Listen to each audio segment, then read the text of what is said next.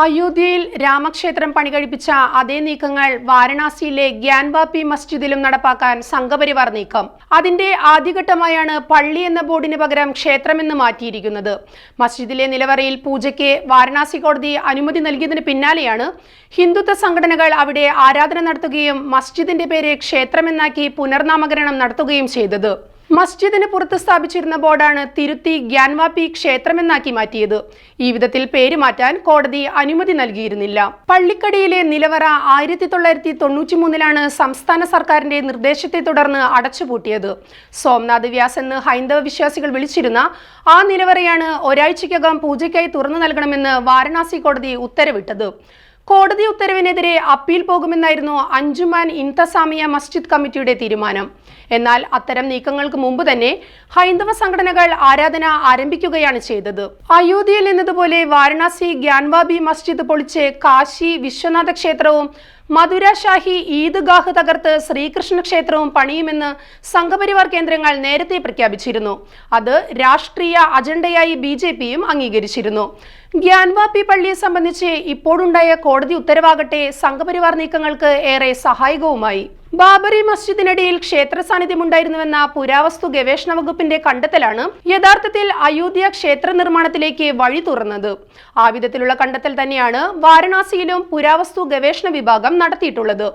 ഇപ്പോഴുണ്ടായ കോടതി വിധിയിലും ഈ വസ്തുതകൾ എടുത്തു പറയുന്നുമുണ്ട്.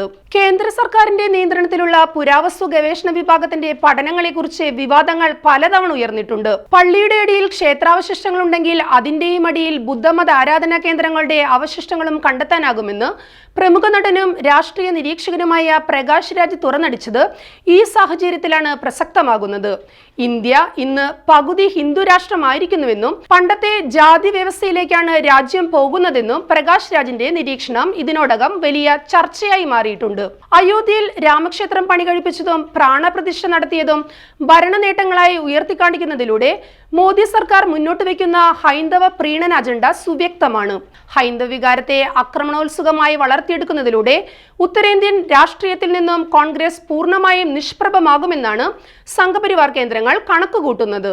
ഉത്തർപ്രദേശ്, ബീഹാർ, ഗുജറാത്ത്, മധ്യപ്രദേശ്, രാജസ്ഥാൻ എന്നിവിടങ്ങളിൽ BJPക്കുള്ള മുൻതൂക്കം ഇതോടെ കൂടുതൽ ശക്തമാകുമെന്നും ഇത് സമീപസ്ഥ സംസ്ഥാനങ്ങളിലേക്ക് വ്യാപിക്കുമെന്നും BJP പ്രതീക്ഷിക്കുന്നു.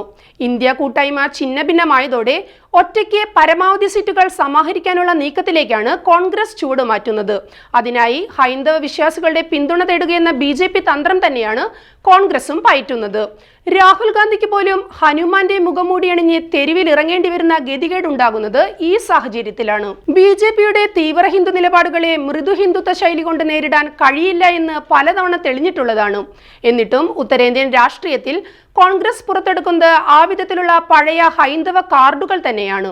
ഏക സിവിൽ കോഡ്, പൗരത്വ ഭേദഗതി നിയമം തുടങ്ങി ന്യൂനപക്ഷ വിഭാഗങ്ങൾക്ക് ദോഷകരമായി മാറാനിടയുള്ള ഒട്ടേറെ നയങ്ങളും തെരഞ്ഞെടുപ്പ് പ്രഖ്യാപിക്കുന്നതിന് മുമ്പേ കൈക്കൊള്ളാനുള്ള നീക്കങ്ങളും മോദി സർക്കാർ ആരംഭിച്ചിട്ടുണ്ട്.